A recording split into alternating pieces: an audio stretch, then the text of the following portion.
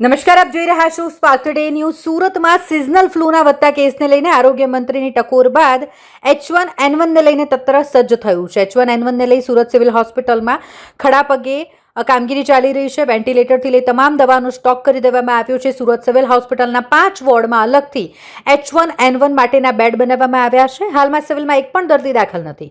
સુરત સિવિલમાં કોઈ પણ કેસ ન હોવાથી તંત્રએ રાહતનો શ્વાસ લીધો છે. હું ડૉક્ટર અશ્વિન વસાવા મેડિસિન વિભાગના વડા તરીકે ફરજ બજાવું છું.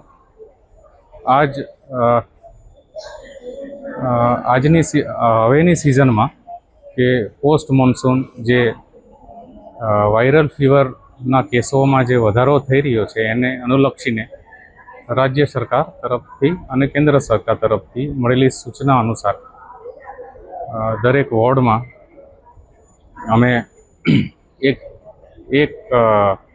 વેન્ટિલેટર સહિતનો બેડ જે સિઝનલ ફ્લૂના દર્દીઓ હોય છે એના માટે આરક્ષિત કરેલો છે.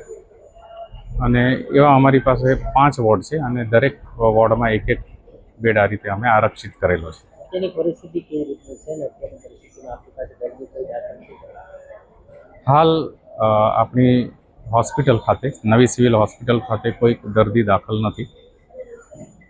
ઓપીડીની વાત કરીએ તો વાયરલ ફીવરના લક્ષણો લઈને દર્દીઓ આવી રહ્યા છે, પણ મોટે ભાગેના દર્દીઓ સ્ટેબલ હોવાથી ઓપીડી પર ટ્રીટમેન્ટ લઈને એ પાછા હોમ આઇસોલેશન થતા હોય છે.